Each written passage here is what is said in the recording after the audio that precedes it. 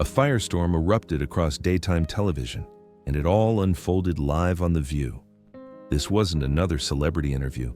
This was a full-blown clash that shook Hollywood to its core and left millions of viewers frozen in shock. Before we dive into this incredible story, make sure you hit that subscribe button and let me know in the comments what you think really caused Mark Wahlberg to completely lose it on live television. What was supposed to be a harmless, routine promotional chat transformed into one of the most intense and unexpected confrontations daytime TV had ever seen. The studio lights shimmered, cameras rolled, and smiles were carefully painted on every face. But behind those smiles was a storm waiting to break loose. Hollywood's very own tough guy, Mark Wahlberg, stepped onto the set with that unmistakable Boston confidence. His navy suit perfectly tailored, his smile polite but calm, and his stride that of a man who'd been through it all. The crowd erupted in applause, their cheers echoing through the studio as he waved and took his seat. He greeted Whoopi, Sonny, and Sarah with genuine warmth. But the moment his eyes met Joy Behar's, something in the air changed. Her grin was wide, friendly even, but there was something lurking behind it, a flicker of defiance, an edge that promised trouble. It wasn't the kind of smile that welcomes you. It was the kind that warns you. Joy leaned forward, that familiar sugary tone slipping from her lips. "Welcome back to The View," she said, her words smooth, practiced, almost too perfect. But the glint in her eye told a very different story. "We're joined today by actor and producer Mark Wahlberg, here to promote his latest film." Her pause after latest film dragged just a little too long, slicing the air like a knife. Mark thanked her politely, his voice steady, his smile professional. But the tension was already rising, creeping up like heat before a storm. Then came the moment that changed everything. Joy's expression sharpened into something predatory as she tilted her head, smirking. With a tone dripping in sarcasm, she asked, "Would you call yourself an accomplished actor?"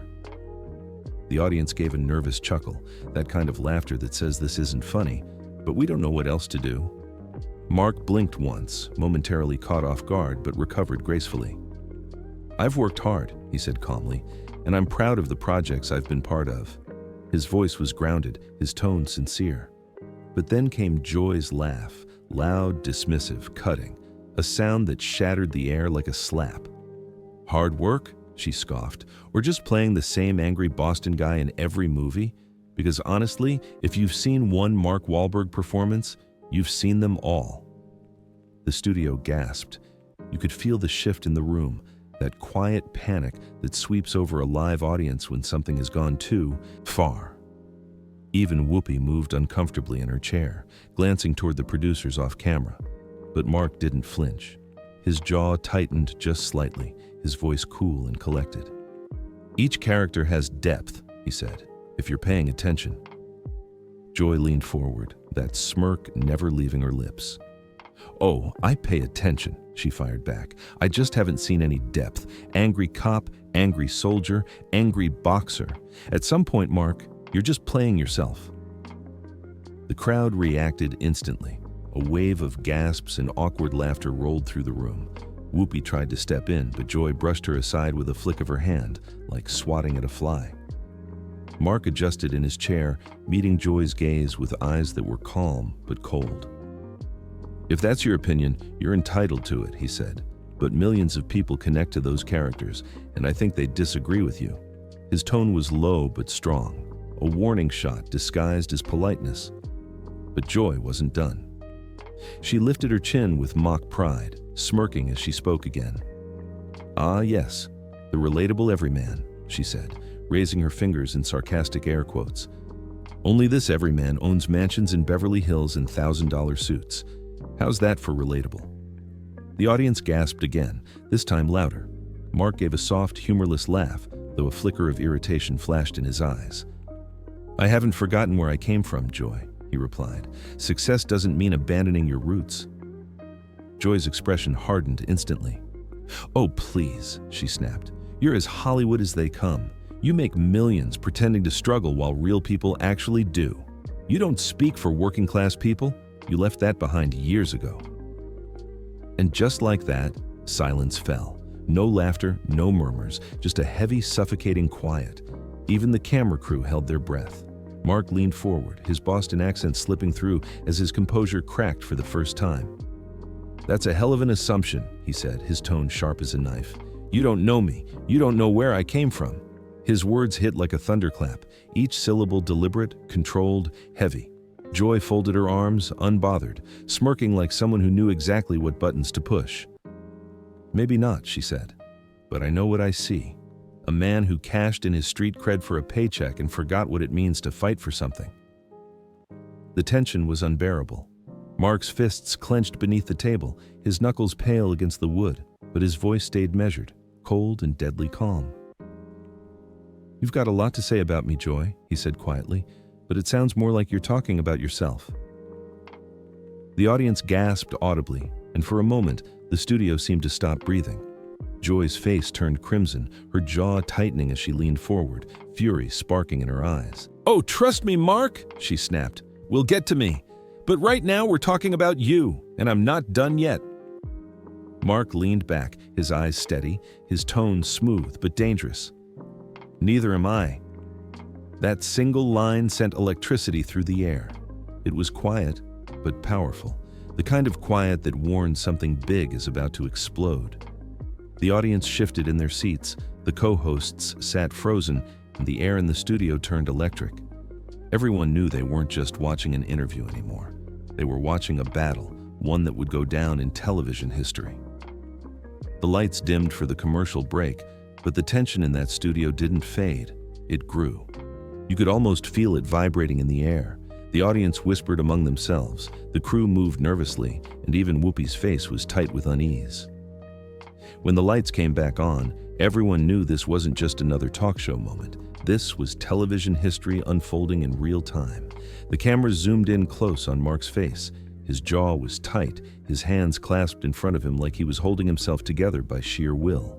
Across from him sat Joy Behar, leaning forward, her eyes glittering with something that looked almost triumphant. That smug grin hadn't budged. If anything, it had grown. She looked ready for round two. The other co-hosts sat stiffly beside her, their smiles strained, their eyes darting between the two like they were trapped in the middle of a war zone. Joy struck first, her tone deceptively sweet. "So, Mark," she began, dragging out each word like syrup, "this new movie of yours, let me guess, another angry Boston guy with a chip on his shoulder? Or did you branch out this time, maybe an angry Boston guy in a different hat?" The audience let out nervous laughter, caught between entertainment and disbelief. You could practically hear the producers panicking off stage. Mark tilted his head slightly, forcing a smile, but his eyes had gone cold. "That's cute, Joy," he said, his voice low and calm. "But if you'd actually watched the film instead of just reading the press notes, you'd know it's about redemption, about a man trying to make things right." His words sliced through the tension like steel, clean, controlled, unshakable. But Joy wasn't about to let him reclaim the moment. "Redemption," she repeated, her voice rising with theatrical exaggeration. "How fitting, since your entire career has been one long redemption tour, trying to scrub away what you did before Hollywood bailed you out." The room fell silent. The insult was calculated, personal, and brutal, the kind of line that doesn't just sting, it bleeds. Mark's posture stiffened, though his tone stayed calm, almost eerily so. "You want to talk about my past?" he asked. "Fine. I've made mistakes. I've owned them. I've worked my whole life to become better." His words, echoed, steady, and sincere. But Joy didn't flinch. She pounced like a predator smelling blood. "Owned them," she scoffed, "or swept them under the rug while flashing that charming smile for the cameras, because to me, it looks like the same old Mark Wahlberg, just in a nicer suit." A collective gasp rolled through the studio. Even Whoopi's eyes widened in disbelief. Mark's patience was thinning. You could see it in the tight line of his lips. "You really enjoy tearing people down, don't you?" he said quietly. His voice wasn't raised, but it carried weight, the kind that silences a room. Joy leaned back in her chair, crossing her arms with a smirk. "I enjoy calling out hypocrisy when I see it," she shot back. "You pretend to be the champion of the little guy, but you're just another millionaire pretending to care." Her tone was biting, unrelenting, dripping with disdain. The audience stirred uneasily. Some clapped, some booed, others simply sat frozen, not believing what they were witnessing. Mark exhaled slowly, tapping the armrest once before folding his hands again. His calmness wasn't submission, it was power restrained. "You don't know me, Joy," he said, his voice low and firm. "You don't know what I do when the cameras aren't rolling, and you sure don't know what I care about." But Joy leaned forward, her voice sharp, her words like glass. "Oh, but I do, Mark. You care about box office numbers. You care about your image. You care about staying relevant by playing the same tired, tough guy again and again, too scared to risk anything real." Her delivery was merciless. She wanted a reaction. She needed one. Mark gave a short, humorless laugh, shaking his head. "You know what's funny, Joy," he said slowly. "You sit here every day preaching about kindness and equality. But the second someone doesn't fit into your script, you tear them apart like they're trash. That's the hypocrisy, and everyone sees it." His words dropped like thunder. Even Whoopi's eyebrows shot up. She hadn't seen that one coming. The crowd erupted, some cheering, others booing. The tension exploded into chaos, the studio alive with noise, energy, disbelief. But Joy didn't retreat. If anything, his defiance seemed to fuel her. She smirked, her voice rising above the crowd. "Better garbage than a fraud." Mark leaned in slightly, his gaze locked, his voice sharp as a blade. "Is that what you think I am? A fraud?" His tone was calm, but every syllable trembled with heat. "Because I've spent my life proving otherwise." Joy slammed her hand on the table, making mugs rattle and the microphones crackle. "Proving otherwise? Please. You've spent your life playing pretend for millions, while real people fight for something real. You're nothing but a Hollywood creation." Her words were venomous, echoing through the room. Mark's fists curled white on the table, but when he spoke, his voice was steady, the kind of steady that commands attention. "Say what you want about me, but don't you dare disrespect the people who have supported me, the people you look down on every single day." The moment he said it, the crowd erupted again, this time louder, prouder. People were clapping, shouting, cheering him on. Joy let out a cold, mocking laugh, sharp and cruel. "Oh, don't flatter yourself, Mark," she sneered. "Nobody supports you. They support the idea of you, because it's easier than admitting you're just another privileged man who got lucky." Her words hit like bullets, direct, merciless, personal. The cameras zoomed in close, every emotion was magnified, every glare broadcast to millions. Mark's face stayed calm, but his eyes burned with restrained fury. His voice dropped, lower and slower. "You got plenty of opinions about me, Joy," he said, his tone deliberate, powerful. "But here's the truth. You don't care about hearing anything real. You just want to win. That's all this is to you." Joy leaned in, eyes glinting, her smirk razor sharp. "Oh, Mark," she said softly, almost triumphantly. "You don't get it. I already have." The arrogance in her tone filled the air, thick and suffocating. Mark leaned back, a faint smirk crossing his lips. Dangerous, calm, confident.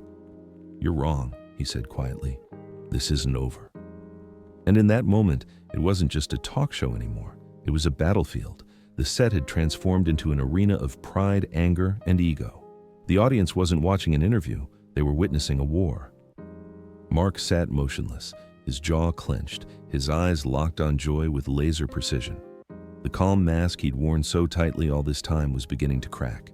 His voice, when he finally spoke, was steady but burning with quiet fury.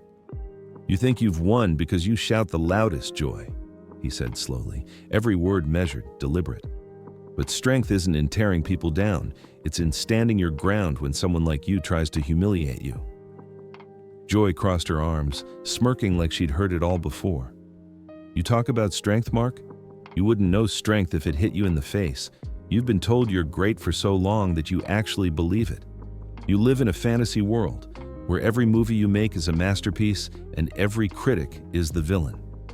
Her words dripped venom, sharp enough to draw blood. The audience gasped, some clapping, others shaking their heads in disbelief. Mark tilted his head slightly, the faintest trace of a smile curling at his lips. "You know what your problem is, Joy," he said softly, but his voice carried across the room like a shot.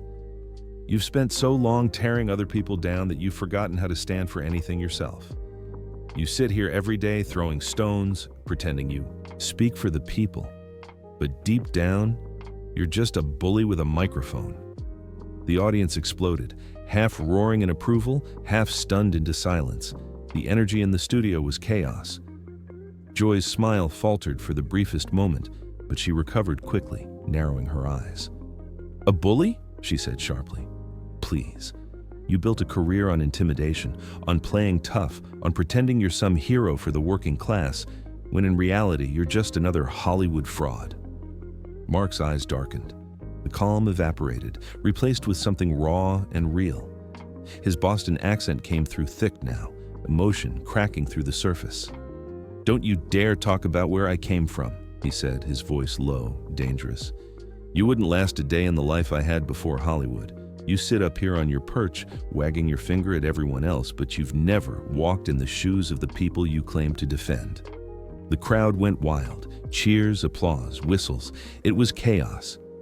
But Joy wasn't done. Her voice rose above the noise, sharp, cutting.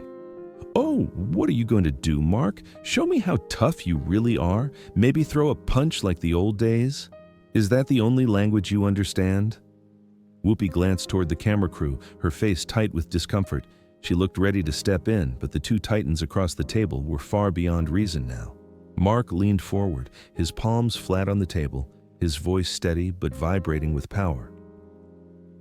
"That's the difference between you and me, Joy," he said. "You think strength is shouting over people, embarrassing them, making them feel small. But real strength is keeping your dignity when someone like you tries to strip it away." His tone dropped lower. "That's why people respect me, and it's why fewer and fewer respect you." The audience gasped in unison, a sharp inhale that filled the room. Then came the roar of applause, louder than anything yet. People were standing now, clapping, shouting his name. The moment hit like a shockwave. Joy's smile faltered. Her mask cracked completely, fury flashing behind her eyes. "Respect?" she hissed, leaning forward. "Don't kid yourself. The only respect you get is bought and paid for with box office numbers and PR spin. Strip that away and you're just another arrogant man with nothing left to offer." Mark straightened slowly. He adjusted his tie, his eyes never leaving hers. His movements were calm, deliberate, a man reclaiming control. Then, in one motion, he stood up. The scrape of his chair echoed through the studio like thunder. The entire audience froze. The cameras zoomed in, desperate to capture every second. He looked down at Joy, his voice clear and powerful, carrying over the stunned silence. "You've shown everyone who you really are today," he said. "And so have I. This isn't about movies, it isn't about careers. This is about respect. And today, you lost it." His words hit like a verdict. Final, unarguable, unforgettable. Joy's face turned red as she scrambled for a comeback. "Oh, walking away now? Typical. Run when things get too real." Her voice cracked, forced, desperate to sound in control. Mark turned toward her, calm but unyielding. "No, Joy," he said, his tone softer but sharper than ever. "I'm not running. I'm walking away with my self-respect, something you can't take from me, and something you clearly lost a long time ago." And then, he walked. Each step echoed across the studio floor like hammer strikes. The audience erupted, a storm of cheers, shouts, and even a few boos. The sound was overwhelming, but one thing was clear. Mark Wahlberg had won this battle. Joy sat frozen, her face blank, her smirk gone, her hands trembling ever so slightly. Whoopi leaned forward, her voice shaking as she muttered, "We'll be right back after this." But it was too late. The moment had already burned itself into television history. Mark walked off stage, shoulders straight, calm and composed. Behind him, the chaos swirled, cameras flashing, producers yelling, co-hosts whispering. Within minutes, the internet had exploded. Hashtags like Mark Wahlberg walkout, Joy Wiesmark, and the View meltdown were everywhere. Clips flooded social media, every glare, every insult, every perfectly timed line dissected and shared millions of times. That night, Mark broke his silence. On social media, he posted a simple statement. "It's okay to disagree, it's okay to challenge, but it's never okay to humiliate. Everyone deserves respect, even when we don't see eye to eye. Within hours, it went viral. Celebrities praised his composure, his restraint, his dignity. Others called for Joy to apologize publicly. But she didn't. Not that night. Not ever. Her silence said more than any words could. Behind the scenes, reports swirled. Furious producers, shaken co-hosts, and network executives scrambling to contain the fallout. But the damage was already done. What was meant to be a simple movie promotion had turned into one of the most explosive moments in live television history. Mark Wahlberg didn't just walk away from The View. He walked away as a symbol of control, of restraint, of a man who refused to be broken on national TV. Joy Behar, on the other hand, was left sitting in the wreckage of her own arrogance, the woman who went too far and couldn't take the heat when the tables turned. And here's the part that keeps the world divided. Some say that Day ended Joy's credibility forever, that Mark exposed her cruelty in front of millions. Others insist she simply revealed the truth about Hollywood's favorite tough guy. The debate still rages on. The sides are drawn. The scars from that broadcast still linger, etched into both their legacies. So now the question is yours to answer. Did Mark Wahlberg walk away victorious, or did Joy Behar actually expose him? The truth depends on who you ask and what you choose to believe. One thing's for sure. That day on The View wasn't just television, it was a war, and the shockwaves are still being felt across Hollywood.